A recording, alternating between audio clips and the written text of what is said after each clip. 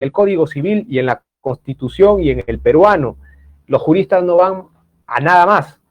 Por eso Enrique Gersi decía que Kelsen le hizo mucho daño a los juristas, porque los juristas solamente entendían el derecho de esa forma y también entendían el derecho como algo lógico. Yo les pregunto a ustedes, ¿el derecho es lógico? Yo estoy seguro que digamos, la gran mayoría quizá diga que sí, pero no es lógico, pues. El derecho no es lógico, porque el derecho no responde a la pregunta verdadero ni falso. Hay una norma general, por ejemplo, el que causa daño al otro tendrá que indemnizarlo. ¿Esa norma es verdadera o falso? ¿Es verdadero o falso? La respuesta es que no, no es ni verdadero ni falso. Solamente es una norma, pero los positivistas creen que el derecho es lógico. Ese criterio, ese filtro de verdadero y falso descarta completamente que el derecho sea lógico. Por consiguiente, el derecho, en la tesis de Cosio, incluso de Fernández Cesareo, de Hayek, por ejemplo, y de Mises, bueno, ¿por qué no de otros tantos libertarios, ¿no? Es la conducta humana. León Dewey, por ejemplo, el jurista francés, decía que el derecho es el reflejo de la división del trabajo. Entonces, eso hay que tener en cuenta porque los criterios se usan no para hacer daño, los criterios y los conceptos se usan para poder usarlo de manera útil, de manera económica. Entonces, sigamos, se logra superar el racionalismo vacío de contenido de humanidad. El racionalismo que solamente entendía como a priori el derecho, que era formalista, que lo entendía como algo lógico. Es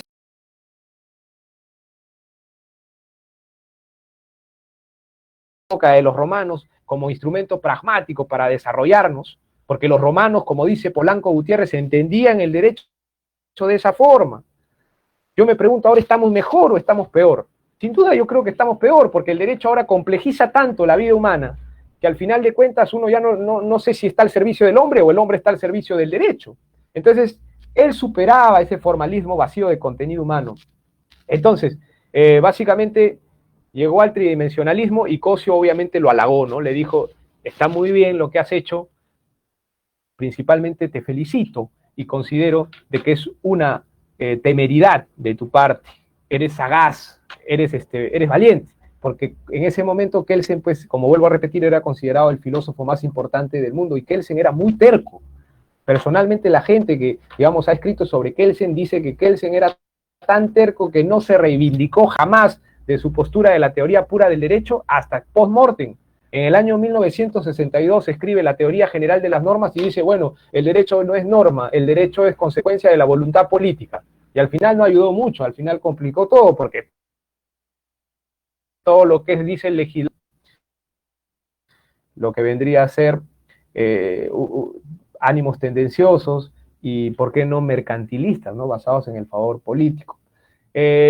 No sé si, doctor, continúo o tienen alguna pregunta porque tengo un poco más que decir. No sé si quieren que no sé, a ver, si quieren que sea más concreto quizá, o porque tengo más cuestiones importantes que decir, pero depende del tiempo de ustedes, ¿no? Porque entiendo de que...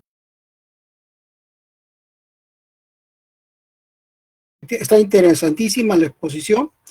Termina tu idea.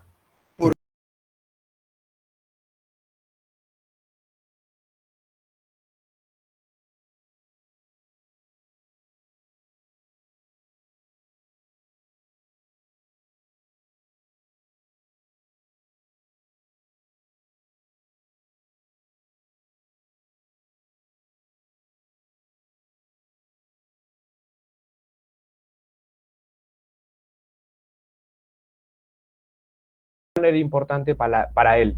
Para el otro era importante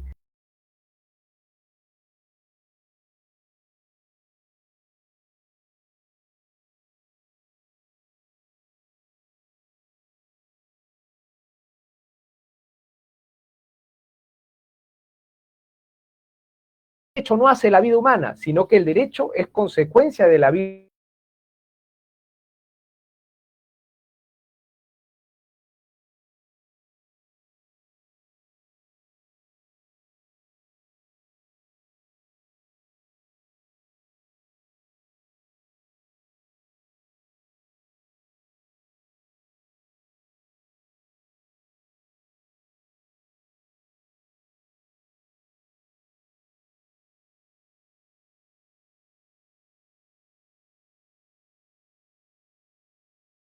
derecho. A ver, Platón y Dilthey tenían nociones de filosofía. Platón decía que la filosofía era el diálogo del alma consigo misma. Dilthey decía que la filosofía es la autorreflexión del espíritu. Por su parte, Kierkegaard y Heidegger, los existencialistas que mencioné, decían que el origen de la filosofía se encuentra en la angustia. Wagner de Reina, por ejemplo, que era precursor, o en este caso era propulsor, perdón, de la filosofía existencialista de Martin Heidegger, decía que la filosofía busca lo irreductible, lo primario, lo que se encuentra en la base de cada ente o cada ser. Ese era Wagner de Reina y su criterio de la filosofía. Julián María decía que era un camino tortuoso, era un camino, digamos, agotable, cansado, porque la filosofía es una pretensión de pensar y de alcanzar una verdad clara, y eso es, en todo caso, para Julián Marías, un camino tortuoso el filosofar. Porque la filosofía, como diría Fernández Cesarego, no está en los textos. Kant y sus escritos, René Descartes y sus escritos, Husserl y sus escritos, no es filosofía. La filosofía es pensar, la filosofía es hacer cosas. Es un constante devenir. Kant, por ejemplo, Immanuel Kant, ¿qué decía sobre los atributos del filósofo? Decía que los atributos del filósofo son, en primer lugar, libertad para pensar por uno mismo, tener una noción propia, entender las otras nociones y no caer en contradicciones, decía. Todo eso lo aplicó Fernández Cesareo. Entendió la doctrina de todos, no cayó en contradicciones y pensó por él. Entonces, eso es importante saberlo, ¿no? Son criterios. En este caso, por ejemplo, la filosofía y la ciencia, Husserl, Kant y Descartes, filósofos racionalistas todos los mencionados, ellos creían que la filosofía debía ser una ciencia. Husserl creía que la filosofía debía ser una ciencia de verdades apodícticas y absolutas. Él decía eso. Y Kant decía, el objeto de la filosofía se encuentra allí. Lo único que falta es encontrar el método para llegar a eso. Eso decía Kant. Y René Descartes también creía que era ciencia, sin duda. Porque René Descartes, bueno, digamos, él dudaba de todo menos que estaba dudando. El hombre del cogito ergo sum.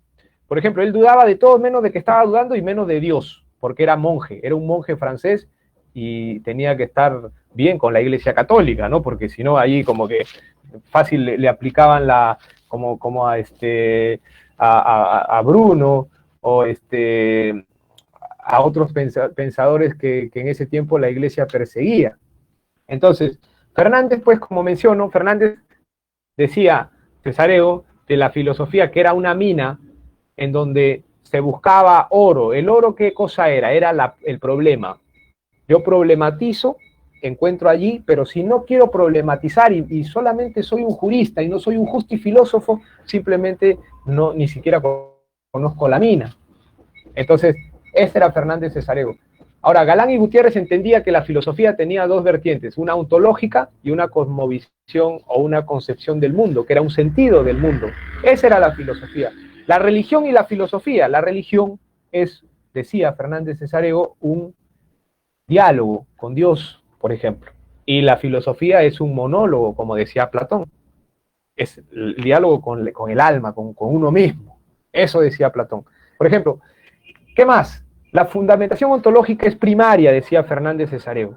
Fernández Cesareo entendía que esa fundamentación ontológica, el ser en cuanto ser del derecho, debía ser primero que todo.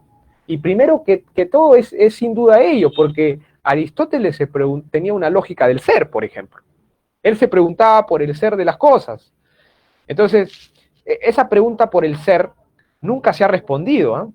O sea, ese es un criterio que Martin Heidegger desarrolla en su obra El ser y el tiempo, por ejemplo, y nunca se respondió qué cosa era el ser.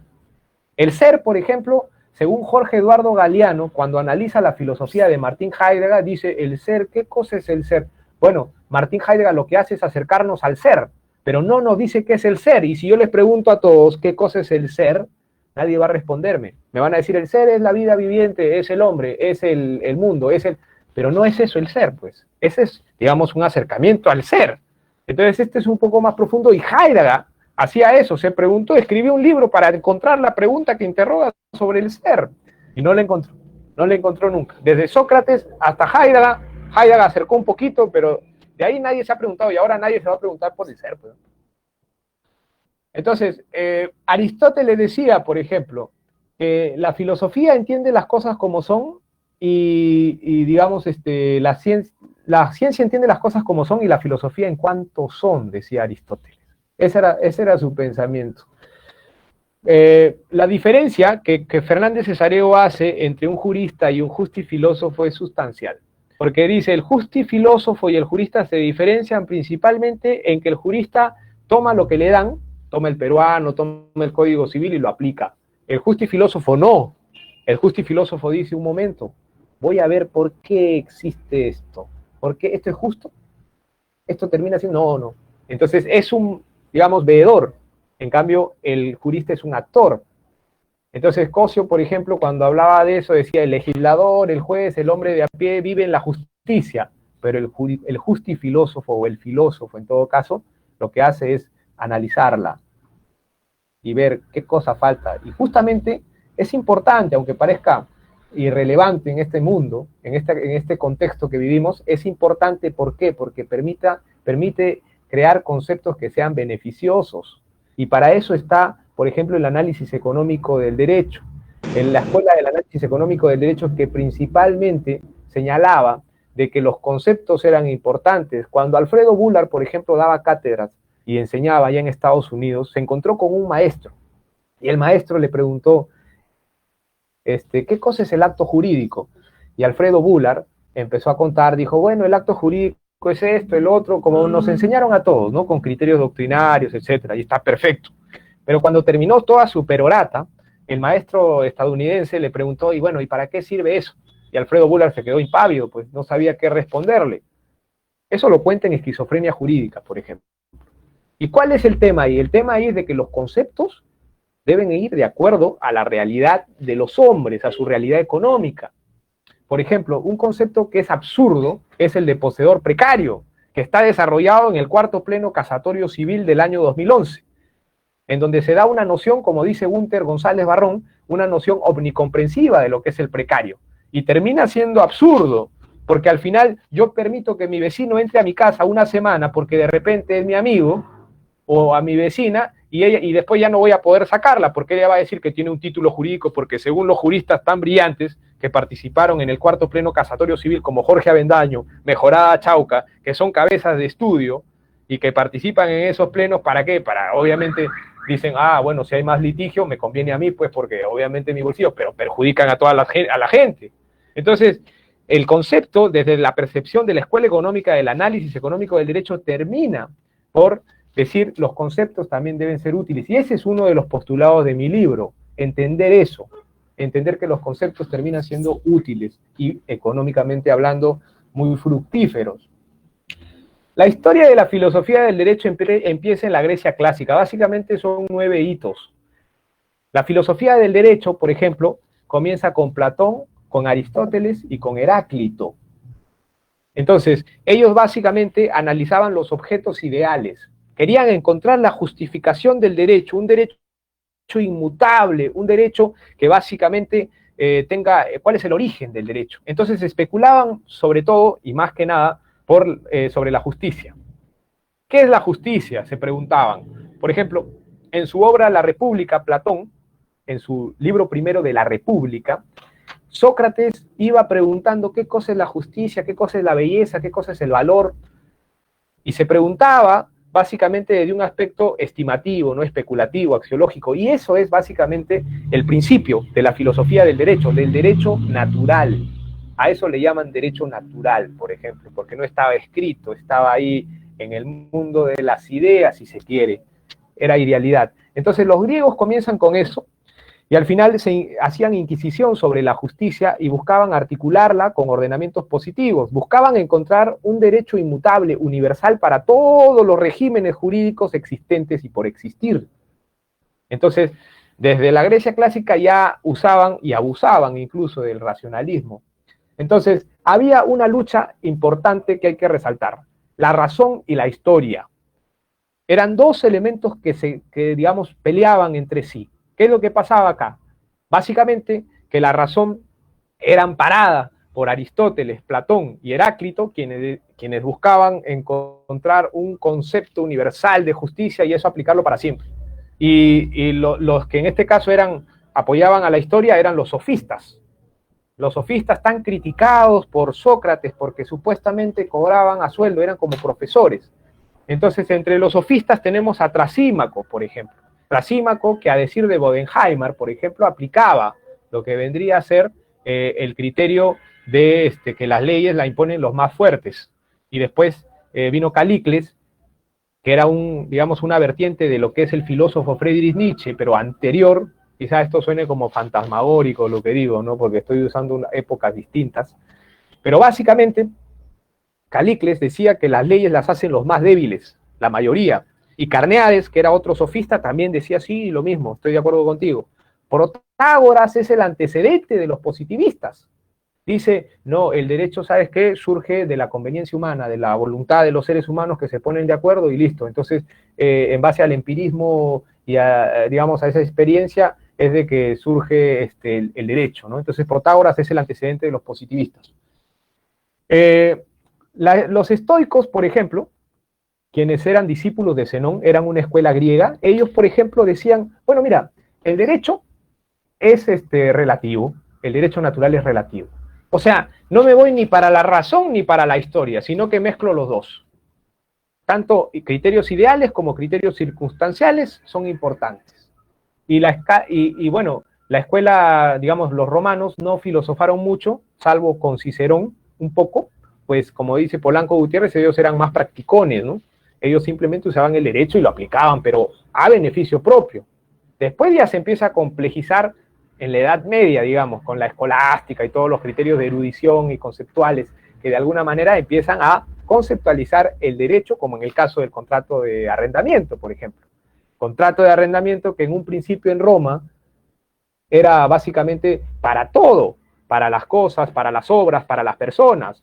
Vale decir, como dice pues Zaine Chávez, que la realidad económica de Roma era otra, ¿no? Pero ellos no se complicaban. Después en la Edad Media, como dice Socorro Moncayo Rodríguez, de la Universidad Veracruzana de México, ya empieza a hablarse de locatio conductio rei, locatio conductio operis faciendi, locatio conductio operarum, de servicios, de obra y de, básicamente, de alquiler de bien. Entonces, vemos cómo se complejizan las cosas. Y vuelvo a preguntar, ¿antes en Roma éramos mejores o ahora en la actualidad estamos entendiendo mejor el derecho? No lo sé, no lo sé. Entonces, básicamente así comienza. Luego en la Edad Media empezamos a hablar de una influencia cristiana fuertísima. Los cristianos creen que Dios es el que hace el derecho natural. Entonces allí, por ejemplo, están los paradigmas de la Edad Media que son Santo Tomás de Aquino, que es sumamente aristotélico, o era sumamente aristotélico, y San Agustín, que era sumamente platónico, la patrística y la escolástica. Santo Tomás de Aquino entendía que todo se debe dirigir hacia el bien común y que la autoridad es la que emana, digamos, de la autoridad es de donde emanan las leyes.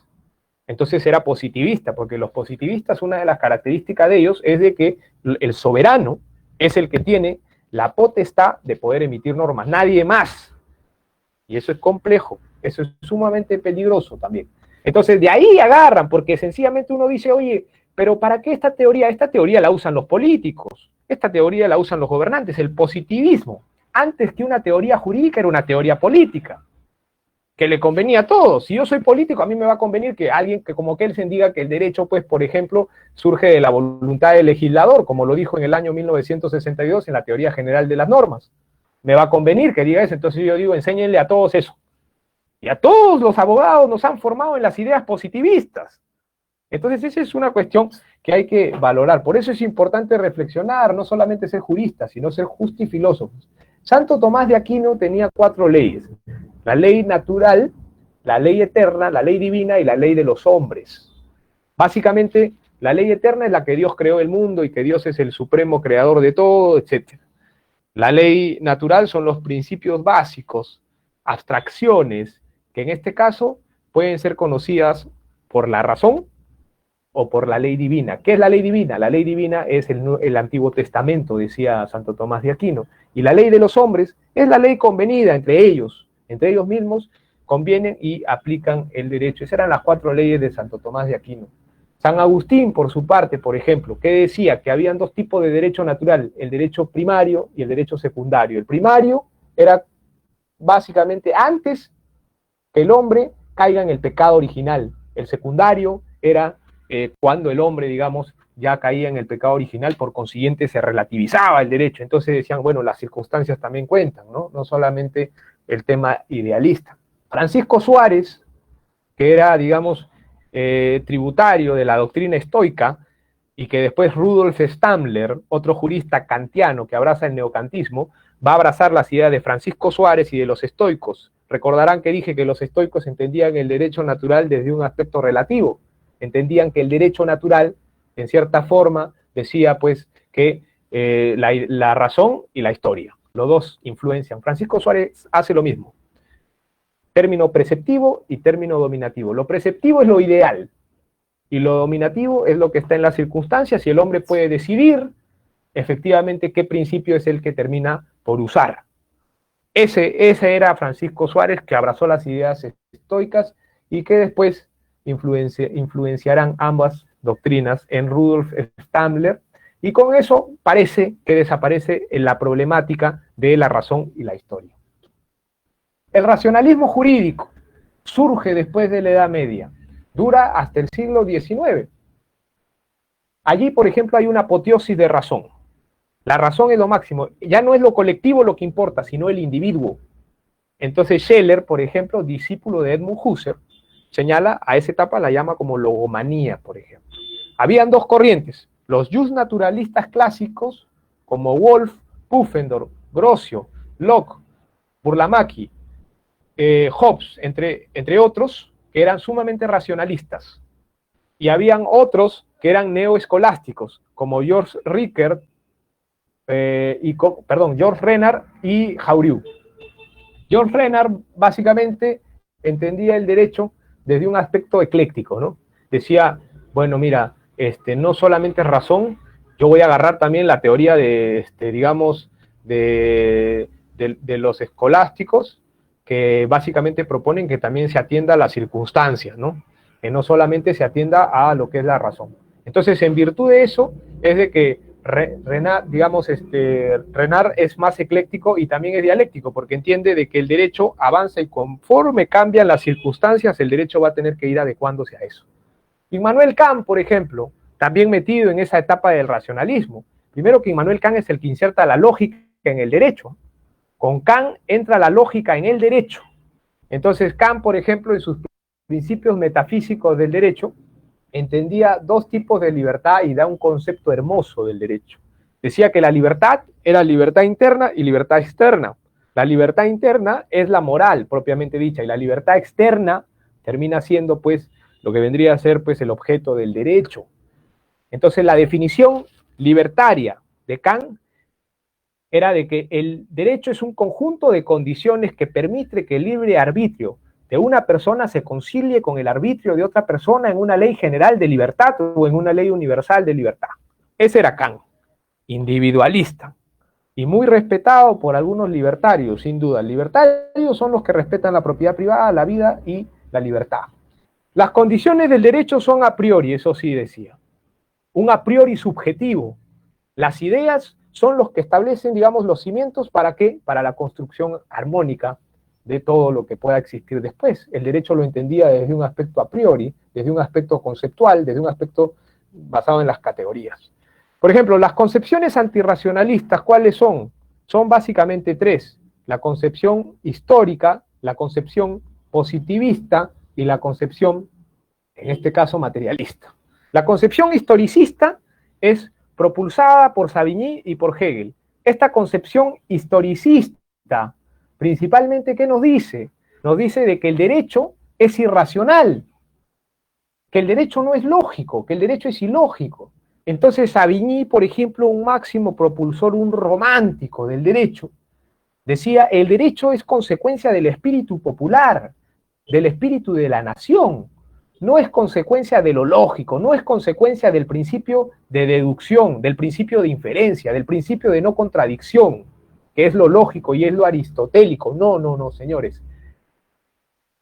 El derecho, dice Savigny, es consecuencia de la voluntad popular, que la gente hace el derecho. Por eso no quería Código Civil, Savigny, porque entendía de esa forma el derecho. Era un genio, le decían el monstruo del derecho.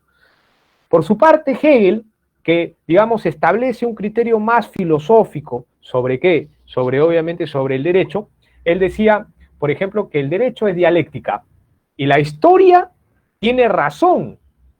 O sea, no el individuo, sino la historia. Y entonces decía que la historia tiene razón, por consiguiente, la historia, digamos, es el espíritu objetivo, y ese espíritu objetivo, ¿qué cosa es? Es la conciencia, es la razón. Ese espíritu que digamos, Hegel establece es la evolución de la razón conforme van pasando las épocas, los años, los siglos. La concepción, digamos, desde la percepción de Hegel, de un hombre paleolítico, no es la concepción de la de un hombre de la edad clásica griega, ni tampoco de la Edad Media. Ese aspecto, digamos, que va trascendiendo es el espíritu para Hegel, y ese espíritu es la conciencia, la razón. Pero el hombre no participa, el hombre es un medio nada más, es un vehículo. Entonces Hegel tenía esa noción, que valga decirlo, para Karl Popper Hegel era un desgraciado, ¿eh? O sea, era un tipo que al final de cuentas pues era un filósofo a sueldo, era un tipo pues sumamente contrario a lo que Popper llamaba la sociedad abierta. Ahora, los positivistas, por ejemplo, decían, son escuelas antirracionales, no, los criterios, digamos, racionalistas no funcionan acá. Acá lo que importa es la experiencia empírica, la experiencia jurídica, que vemos lo que está escrito, y, digamos, los criterios racionalistas no van acá. O sea, y tampoco, digamos, los positivistas, a ver, los positivistas eran racionalistas, claro, pero el tema es de que no aceptaban los criterios, digamos, irracionales establecidos por Savigny, y quizá por Hegel, aunque Hegel era un poco más racionalista que sin duda que Savigny, ¿no? Después, los materialistas, por ejemplo, se entienden que el factor económico es lo predominante. Del factor económico surge lo político, lo jurídico, el Estado, surge todo. Y siempre, digamos, el materialismo es básicamente la doctrina elaborada por Marx y por Engels, y básicamente esta teoría establece este criterio que permite desarrollar toda la economía en base a una lucha de clases. Al final el materialismo decía que el derecho no iba a existir. ¿Por qué? Porque, digamos, iba a llegar un momento en el que las clases iban a desaparecer. Tanto la clase del proletariado como la clase de los burgueses iban a desaparecer, y al final el derecho y el Estado iban a quedar arrojados por la borda, ¿no? No iban a tener existencia. Cuando se restaura, por ejemplo, la filosofía del derecho, porque hubo un momento hondo, como los antirracionalistas, los positivistas, los materialistas, y los historicistas, vuelve el bien común como paradigma elemental. Se sustituye lo colectivo por lo individual. Entonces se amalgama las teorías racionalistas y se amalgama la teoría antirracionalista, o sea, lo histórico y la razón. Bajo el pensamiento kantiano aparece, pues, obviamente el aspecto lógico del derecho, y esa influencia recae sin duda en Kelsen, por ejemplo, que es el padre de la lógica jurídica. Eso hay que tenerlo claro. Kelsen es el padre de la lógica jurídica.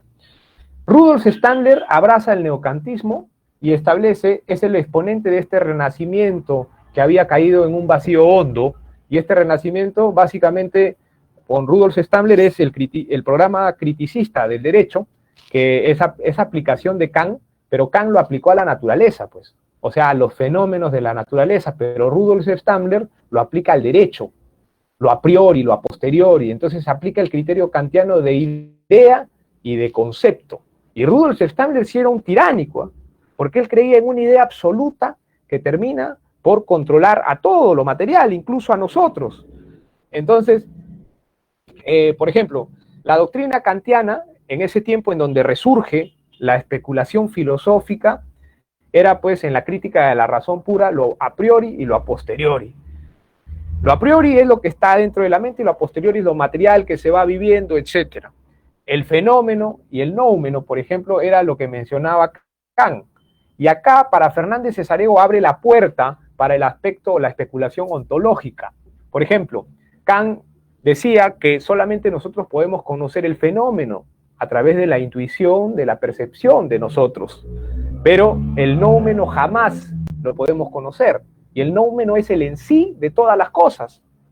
Entonces, en virtud de eso, es de que Fernández Cesareo dice, perfecto, ahí está tu racionalismo, pero estás dejando una puerta abierta para el aspecto ontológico, que en este caso es relativo al ser en cuanto ser de las cosas, y por consiguiente está dejando espacio para que se especule sobre eso. Muy bien, Kant, le dice. Entonces, el concepto para Rudolf Stammler es básicamente la determinación unitaria de los objetos análogos que aparecen en el derecho. Determinación unitaria de cada cosa, de cada objeto jurídico. Y la idea principalmente sería, en este caso, digamos, el principio rector que armoniza todos esos conceptos y que al final terminan no siendo voluntad de cada particular, sino siendo una voluntad racional. Excluye lo subjetivo, dice, no, como Kant, bueno, el hombre es un fin, no es un medio, dice, adscribe eso, pero dice, no, pero ninguna voluntad particular se puede someter a ello. Por eso es de que, entre otras cosas, digamos, el criterio del concepto, por ejemplo, digamos, es considerado por Fernández Cesareo entre sus características como un instrumento de cooperación social, como obligatorio, por ejemplo, es inviolable, es autárquico y es coactivo. Ese es el concepto y a mí me parece mal, pues, ¿no? Obviamente no tiene que ser de esa forma.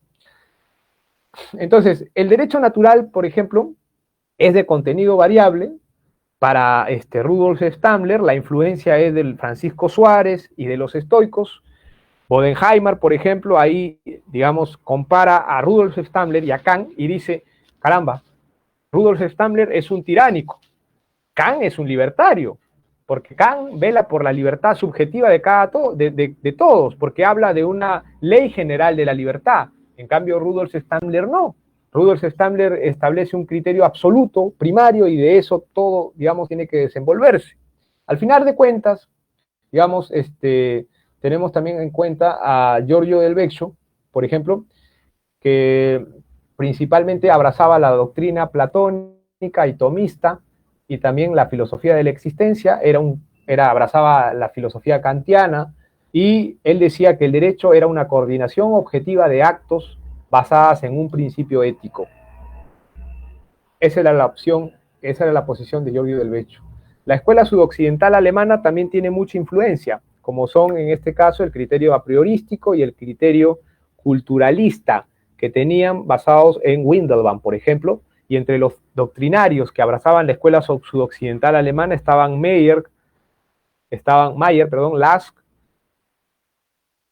y bueno, básicamente Mayer decía, por ejemplo, de que el derecho era, cuando hay necesidades, esas necesidades terminan por generar una norma de cultura. Esta norma de cultura termina por satisfacer esas necesidades, y eso se parece un poco a lo que Savigny decía, quizá. Mayer, por ejemplo, eso es lo que señalaba.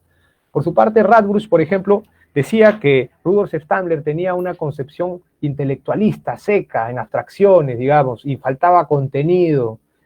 Entonces Radbruch, por ejemplo, decía, a ver, podemos llenar ese ideal social que dice Rudolf Stammler, pero el problema es de que nosotros siempre vamos a caer en prejuicios políticos o prejuicios morales o prejuicios éticos. Entonces, al final, digamos, los valores no son parte del conocimiento, sino simple reconocimiento. Entonces se entendía que siempre ibas a tener una visión parcial de las cosas cuando establecías un ideal o un principio como Rudolf Stammler para poder desarrollar a todos los individuos del aspecto material. La lógica jurídica, por ejemplo, es, como dije, el aspecto central de Kelsen. Kelsen es el padre de la lógica jurídica y para Kelsen los hechos tienen un sentido objetivo. El sentido objetivo de los hechos es la norma jurídica y para Kelsen el derecho es una ciencia de norma. Entonces acá yo recuerdo a Enrique Gersi que decía, caray, si el derecho es norma, el tema es de que esto, digamos, se vuelve un poco grave. ¿Por qué? Porque primero que los abogados olvidan que el derecho cuesta, toda norma que saquen o que expidan cuesta, y los economistas creen que el derecho no cambia. Entonces, digamos, el derecho y la economía van de la mano, y como vuelvo a repetir, Kelsen le hizo mucho, pero mucho daño al derecho, quizás sin querer, por ser tan terco, pero de verdad que sí, es terrible lo que hizo. Ahora, la nomostática y la nomodinámica eran criterios kelsenianos. La nomostática era relativo a la norma y la nomodinámica era relativo al orden jurídico en general. Las características de la norma, inferidas por Fernández Cesarego, son el juicio hipotético, son el deber ser, la relación de imputación, no de causalidad, y el formalismo. Esos son los elementos de la norma kelseniana, por ejemplo, que se basaban en una lógica del deber ser y no del ser. Y justamente esa es, digamos, la contribución de Kelsen, ¿no? Que sobrepasa la lógica del ser aristotélica y dice, no, ya no es una lógica del ser, porque estamos hablando de una estructura de pensamiento que es la norma, y esa norma debe ser una lógica del deber ser. Acá hay algo muy claro que yo sé que todo el mundo, digamos, piensa y siempre ha sostenido. La pirámide normativa no es de Kelsen. Kelsen no creó la pirámide normativa. Eso es falso, es una falacia. Yo sé que todo el mundo ha escuchado eso, pero eso es falso. El que creó la pirámide de Kelsen fue el discípulo de Savigny, llamado Jorge Federico Pusta, y eso hay que tenerlo en claro. La pirámide de Kelsen no la creó nunca él. Esa es una falacia que se ha hecho terriblemente, pero bueno. La fenomenología también entró acá a poder satisfacer el aspecto estimativo o axiológico del derecho. El fundador es Husserl, y se preocupaba principalmente en una reducción eidética de las cosas. Entender que esa reducción eidética implicaba sacarse los prejuicios matemáticos, morales, naturales y todos los aspectos religiosos y entender las esencias como tales. Para entender a Husserl hay que entender a Platón. Platón hablaba de un mundo de las ideas y Sócrates iba por el camino preguntando qué cosa era la belleza, qué cosa es el valor, etc. Esa es básicamente la fenomenología. Es como que una traducción de eso, pero ¿sabes qué? Sobre la cosa, sin prejuicios, para ver qué contribuyes tú, sobre el acto del hombre, sobre la justicia, sobre, digamos, la honestidad, o sea, sobre objetos ideales, pero como son, sin prejuicios, sin criterio religioso, sin criterio nada. Esa era la fenomenología que contribuye, digamos, como aporte Edmund Husserl, por ejemplo. Entonces, la diferencia con Kant es que Kant, por ejemplo, hablaba de un a priori subjetivo y Husserl le daba vida propia a esos entes ideales. Decía, no, esos entes ideales como, por ejemplo, los valores, ¿no? La justicia, etcétera, esos tienen vida propia, están fuera del espacio y tiempo y son antes de la conciencia. Como el mundo de las ideas de Platón, existen, están ahí, tienen una substancia, son objetivos. Y al final de cuentas, pues, terminaron por ser, digamos, muy diferentes en ese aspecto, ¿no? Cuando se quiere aplicar la fenomenología del derecho, por ejemplo, Reinas es un jurista, dice, vamos a aplicar la filosofía de Husserl al derecho. Entonces vamos a ver las legalidades puras, las esencias puras del derecho. Y Legaz la Cámara le dice, un momento, hermano, lo que tú estás haciendo son estimativas jurídicas, tú no estás hablando de esencialidades, tú te estás olvidando de eso y tú estás infiriendo, digamos, quizá de una forma prejuiciosa, ¿no? Lo que tú quisieras hacer, lo que tú quisieras que sea el derecho, el concepto. Schaap, por su parte, otro jurista, digamos, es criticado por Recasens Sitges, pero dice, no, Schaap supera a Reinach porque principalmente es estimativo y también es finalista, por ejemplo. Eso es lo que señala Carlos Fernández Cesarego. Schreyer, por ejemplo, Fritz Schreyer, señalaba principalmente que digamos, el derecho era como las matemáticas. ¿Por qué? Porque las matemáticas son objetos ideales, son objetos atemporales y el derecho también. Y eso era pues un golpe al corazón de Cosio y un golpe al corazón de Fernández Cesarego, ¿no? Que entendían el derecho de una forma más humana, ¿no? Porque Schreyer decía, no, los objetos ideales son la norma y esa norma al final de cuentas está en otro mundo, es inconciliable con la realidad. Entonces ese es un tema pues que también se puso al corriente en aquella época. Y bueno, a ver, sigamos avanzando. La filosofía de la cultura y la estimativa jurídica terminan por contribuir el aspecto estimativo, porque como hablé hace un momento o un tiempo atrás, el derecho tiene el aspecto estimativo, el aspecto lógico y el aspecto ontológico. Entonces, la filosofía de la cultura y de los valores terminan por repletar el contenido de la estimativa. Entonces, terminan señalando, por ejemplo, de que el derecho es producto de la cultura y que el derecho es actividad cultural, ¿Qué cosa es cultural? Este lápiz es cultural, este estuche de lentes es cultural, la vida del hombre es cultura, el código civil es cultura, el derecho y la conducta del hombre es cultura. Entonces el derecho está dentro de la cultura, de la filosofía de la cultura. Entonces, la filosofía de la cultura, recordemos a Mayer nada más y su cita, de que es la norma que cubre las necesidades, etcétera. Eso, digamos, para poder entenderlo. Las acciones, por ejemplo, lo cultural se manifiesta en acciones, pero esas acciones cuando dejan de ser ya animales, se ocupa la sociología como Comte y Spencer. Se ocupa la sociología de la conducta que deja de ser animal, y Wundt, por ejemplo, que es, digamos, se ocupa de la psicología del hombre. Entonces se empieza a interesar a otras ciencias, entonces se va nutriendo de contenido. Dilthey, por ejemplo, hablaba de un aspecto subjetivo y de un aspecto objetivo, digamos, tratando de superar a Hegel, que entendía que la cultura era espíritu objetivo, y a Ricker. En este caso, Dilthey, por ejemplo, señalaba de que lo subjetivo vendría a ser las manifestaciones o expresión, lo subjetivo, perdón, venía a ser la comprensión de la cultura. ¿Cómo se comprende la cultura? Y lo objetivo venía a ser las expresiones del espíritu, de la conciencia, de la vida. Pero esas expresiones tenían que ser captadas a través de el aspecto de la comprensión, que era más subjetivo y que estaba dirigido a valores, porque no hay filosofía de la cultura sin valores. Los valores son los que determinan el criterio de los filósofos de la cultura.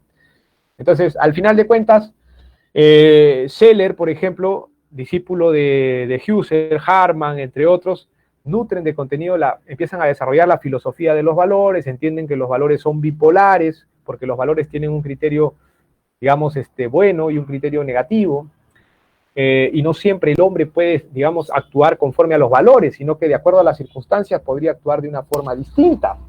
Entonces, ese es un tema fundamental que termina por repletar, como dice Fernández Cesarego, de contenido del aspecto estimativo, ¿no? La doctrina de los valores, la doctrina de la cultura, y entonces ya está satisfecho la cultura, perdón, ya está satisfecho la lógica, está satisfecho el aspecto axiológico, y ahora simplemente, bueno, el paso al ontológico, que Fernández Cesarego es el que desarrolla con total libertad, ¿no? Porque dice ya están cumplidos los demás requisitos. Entonces, al final de cuentas, los justifilósofos son los que aplican esos criterios culturales de Dilthey, de Harman, de Scheler, y entonces dicen, bueno, pues los valores, por ejemplo, ya no son la justicia nomás, o sea, como en la Grecia clásica antes se hablaba de la justicia nada más como paradigma esencial, ahora los valores terminan por ser también el orden, la seguridad, y se van discriminando, se va haciendo una fenomenología de los valores también. Entonces, hasta acá llego con la historia del pensamiento jurídico, filosófico, y bueno, básicamente esto es más rápido. El aspecto económico del tema central es el siguiente. Karl Menger, por ejemplo, un economista austriaco, creador o propulsor de la Escuela Austriaca de Economía, decía que no existe economía social sin propiedad privada. Eso era fundamental para Karl Menger, por ejemplo, que creó la teoría subjetivista del valor. Después, David Hume, por ejemplo, filósofo escocés, él señalaba claramente de que nosotros debemos ampararnos en las leyes de la naturaleza, en tres leyes fundamentales específicamente, en la propiedad, el respeto a la propiedad privada, la transmisibilidad de las cosas, libre transmisibilidad y los acuerdos. Esas son leyes generales. Y les aseguro que si aplicamos esas tres leyes generales no necesitaríamos capítulo de contratos, capítulo de acto jurídico, capítulo de obligaciones, porque la mayoría de las normas del Código Civil, desde mi perspectiva, son innecesarias, porque terminan redundando sobre lo mismo, pero ese es un tema que lo dejo a debate, ¿no? Hayek, por ejemplo, economista y premio Nobel de Economía y abogado, él decía que obviamente que la propiedad privada, por ejemplo, la libertad, para proteger la libertad y la propiedad privada necesitamos leyes de carácter general. ¿Por qué digo esto? Porque mi tesis fundamentalmente busca proteger la propiedad privada de los arrendadores. Los arrendadores se ven perjudicados porque los procesos de desalojo duran no menos de 4 años, sin contar la etapa de ejecución. Entonces, ¿dónde está el respeto a la propiedad privada allí? El respeto a los acuerdos, que desde una perspectiva anglosajona también son propiedad privada. Los acuerdos son propiedad privada. Un norteamericano viene acá cuando tú le incumples un contrato y te dice que le has robado, que lo has expropiado, porque esa es una doctrina más amplia y es la doctrina que proponía Hernando de Soto, por ejemplo, en su obra El otro sendero, en donde decía que las normas, digamos, la propiedad debía entenderse no solamente como la relación del hombre sobre las cosas, sino también sobre los acuerdos, sobre los contratos. Entonces, esa es una noción importante para poder tener en cuenta si es más conveniente entender así o no. ¿Cómo surge la propiedad privada y el comercio? Por ejemplo, Hayek decía en La fatal arrogancia que, digamos, la propiedad privada y el comercio surgen en virtud de las tradiciones y costumbres. Hayek decía que había instinto, tradiciones, costumbres y razón.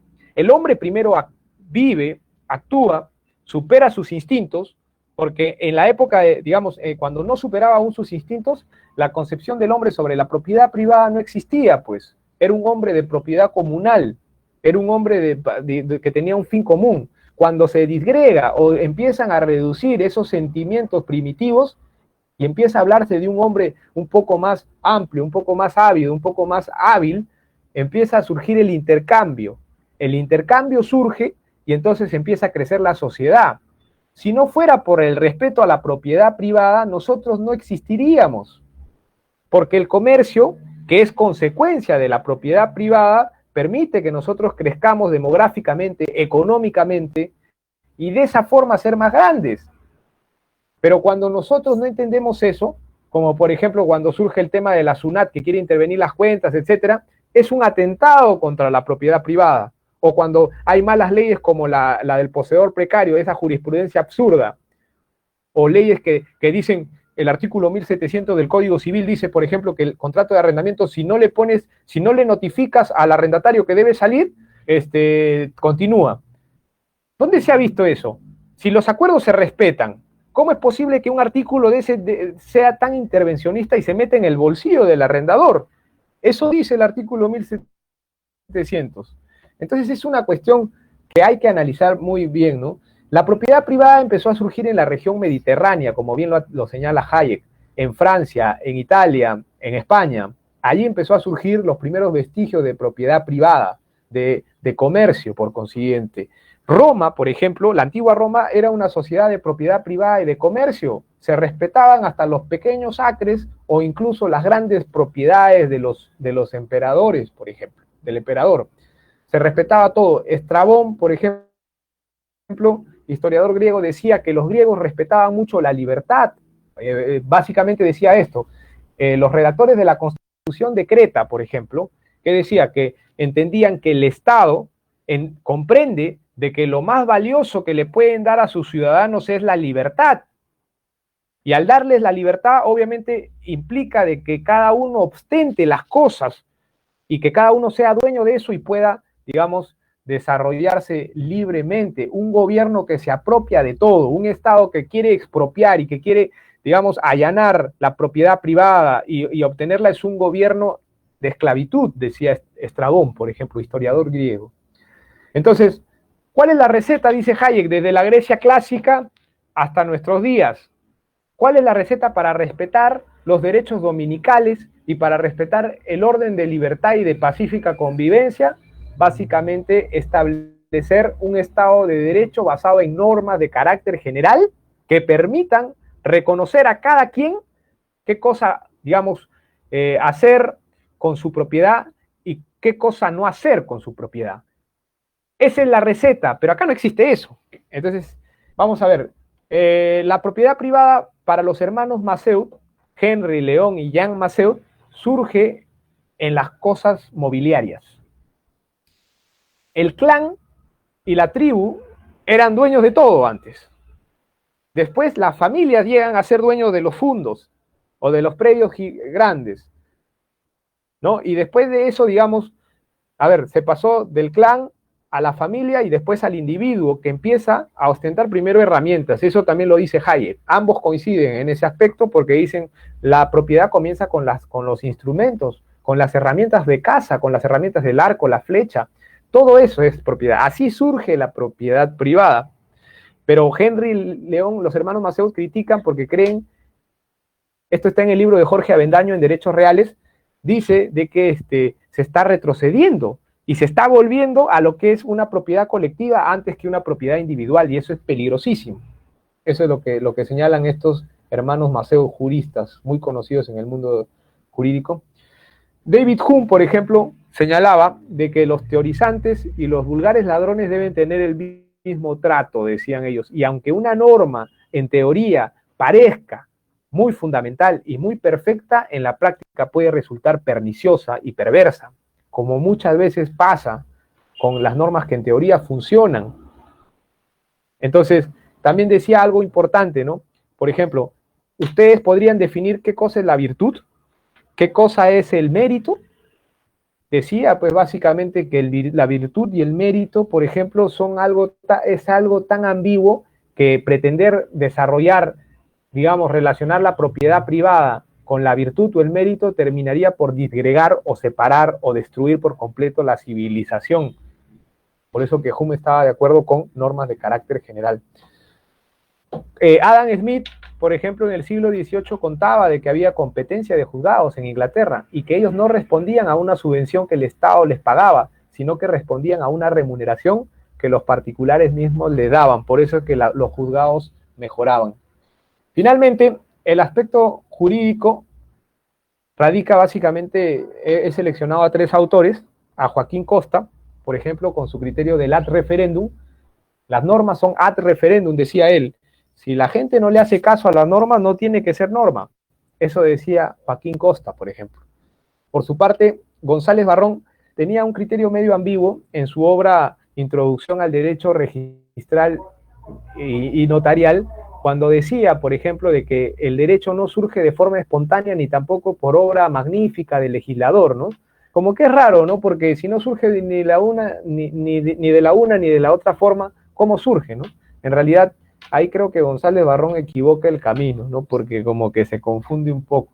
Bullard, por ejemplo, señalaba, digamos, que el derecho no es una ciencia, o sea, no tiene un objeto. O sea, básicamente Bullard negaría a Fernández Cesareo y le diría, el objeto del derecho es creación del hombre. El derecho es creación humana, es un regulador social, y como diría Julius von Krishman, 3 palabras rectificadores del legislador bastan para poder botar bibliotecas enteras a la basura. Eso, por ejemplo, determina que el derecho es básicamente creación del hombre, y si el hombre quiere, el hombre puede construir un mundo mejor basado en normas muy importantes. Básicamente eso sería todo. Gracias por escucharme y bueno, esta sería toda la exposición hasta aquí. Bueno, muchas gracias, doctor Diego Morón, doctor Pablo. Vamos a iniciar con las rondas de preguntas. Antes yo quería hacer un breve comentario, antes de iniciar la ronda de preguntas, si bien es cierto, muy nutrida la exposición del doctor Diego Morón respecto al análisis sobre el desalojo material, tanto un análisis de introducción, un análisis doctrinario viendo ciertas vertientes, doctrinas americanas, doctrinas francesas, otras doctrinas que se acoplan directamente al sistema jurídico o normativa nacional. Bueno, tengo un aporte para indicar, si bien es cierto, en la modernidad y el conjunto, tenemos una ley que se dictó en el gobierno anterior, de la ley 3933, la ley que regula el procedimiento especial de desalojo e intervención notarial. Esta ley, tanto en el ámbito de aplicación, en el ámbito de competencia y los requisitos de procedibilidad, dan como una inclinación para el respeto al contenido del contrato de arrendamiento, tal como lo especifica en su artículo 1, lo cual me auno a la posición del doctor Diego Morón, que afirma que se necesita un contenido directo que pueda respaldar directamente el derecho de la persona que te arrienda, porque si bien es cierto, en el contexto de la pandemia del COVID-19 ha habido mucha dificultad, tanto por la normativa aplicada supletoriamente del Código Civil a los contratos, pero aquí directamente en el Perú hay personas que se ven afectadas. Y también señalar un punto importante, partiendo directamente del humanismo, personalismo jurídico, desde unos inicios, desde la raíz histórica que se encuentra en la doctrina cristiana y se va a profundizar luego con otras vertientes ideológicas, tanto en la filosofía que existe, que va a surgir, bueno, a partir de la de la primera mitad del siglo XX, ¿no?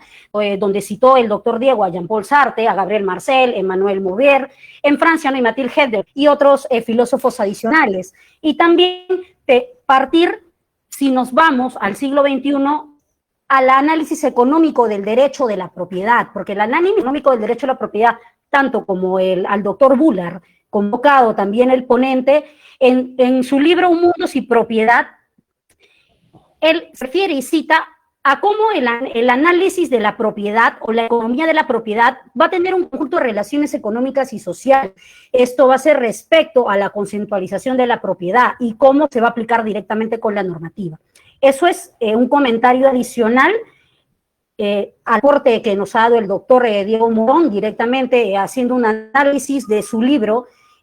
Al final de la ponencia y después de la ronda de preguntas voy a darle pase al doctor Diego para que pueda realizar la mención de su libro, dónde lo podemos encontrar, y para que mencione algunos aspectos importantes y breves. Si hubiese alguna pregunta directamente en la caja de comentarios o alguna pregunta que los presentes o participantes del evento quisiera hacerle al doctor Diego Morón, estamos para poder absolverlas.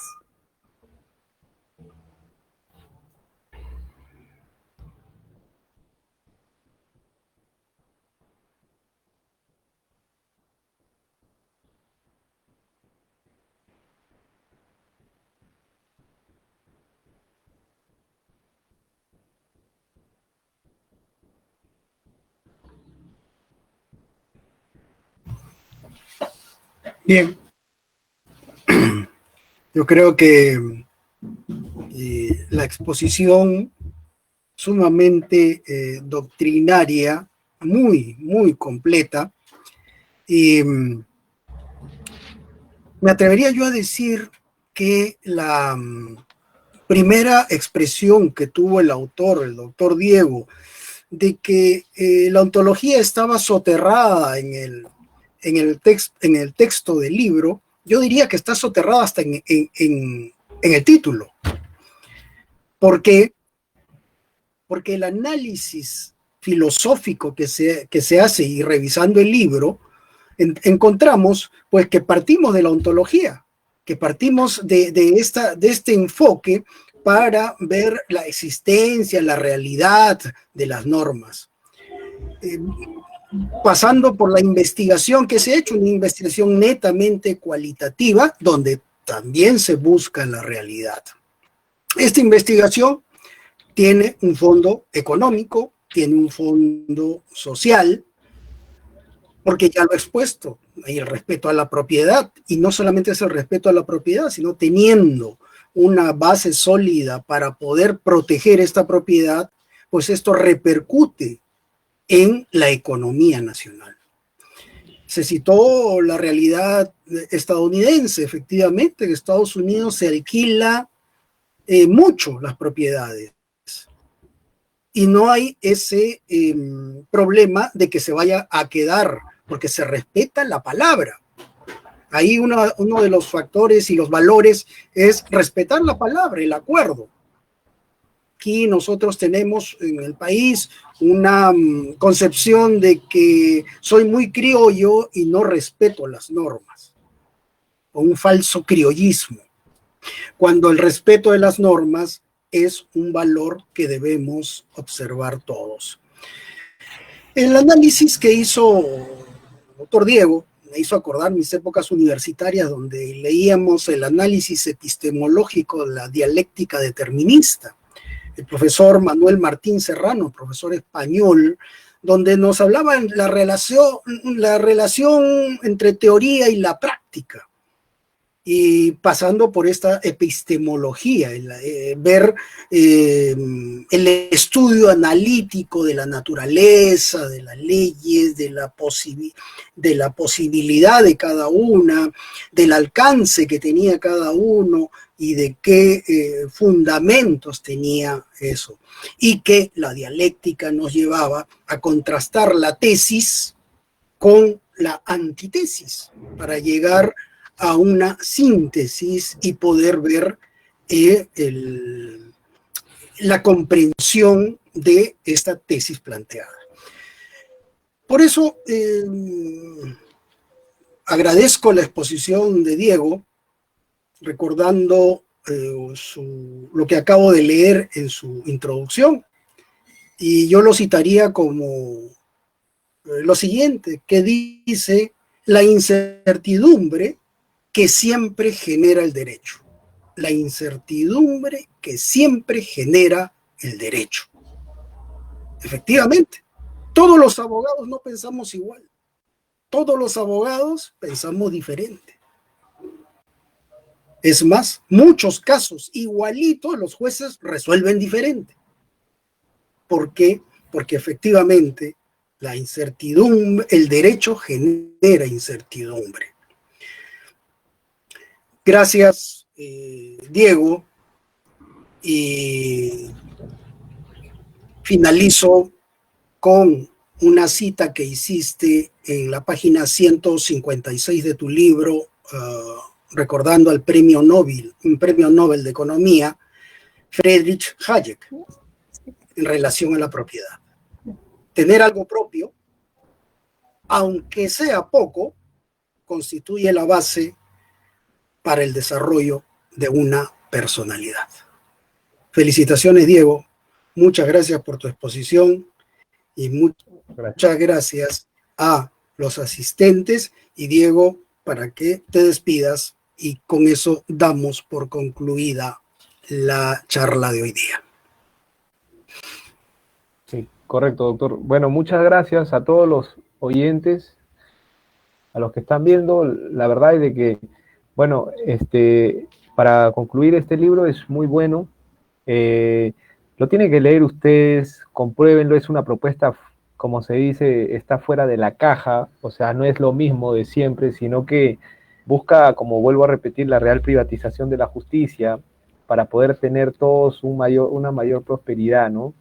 Si lo quieren adquirir, sin duda alguna, estaré presto a enviarlos al domicilio que me señalen, y siempre es bueno entender una visión más amplia del derecho, no tener una visión tan restrictiva, sino una visión económica, sociológica, ontológica del derecho, para que podamos ser mejores abogados. Así que bueno, yo les agradezco al estudio del doctor Pablo Quirós, y también a Shirley y a todos los participantes en general. Gracias por esta reunión tan bonita que me permitió expresar las ideas, ¿no?, que en este caso sustentan el libro. Muchas gracias, y de esta forma damos concluida la reunión académica, y ya les estaremos avisando en la próxima sesión que tendremos, y a fin de tenerlos a todos acompañándonos. Muchas gracias. Muchas gracias. Damos por finalizada la sesión del día de hoy. Agradezco la participación de todo el staff y el Círculo de Estudios del Estudio Jurídico Quirós Horna y Asociados SRL, la participación de los ponentes, mencionando de que estamos partiendo con este inicio de sesiones todos los sábados. Vamos a tener una nueva programación. Disculpemos por las fallas tecnológicas y la demora en la transmisión. En el contexto en que nos encontramos, estamos tratando de adaptar o de tener una adaptabilidad a los nuevos medios de comunicación virtual. Sin más que añadir, me despido. Mi nombre es Shirley Violeta Smith Terrones. Hasta otra oportunidad. Que tengan buenas tardes. Muchas gracias. Buenas tardes. Buenas tardes. Gracias, Shirley. Gracias, doctor. Gracias,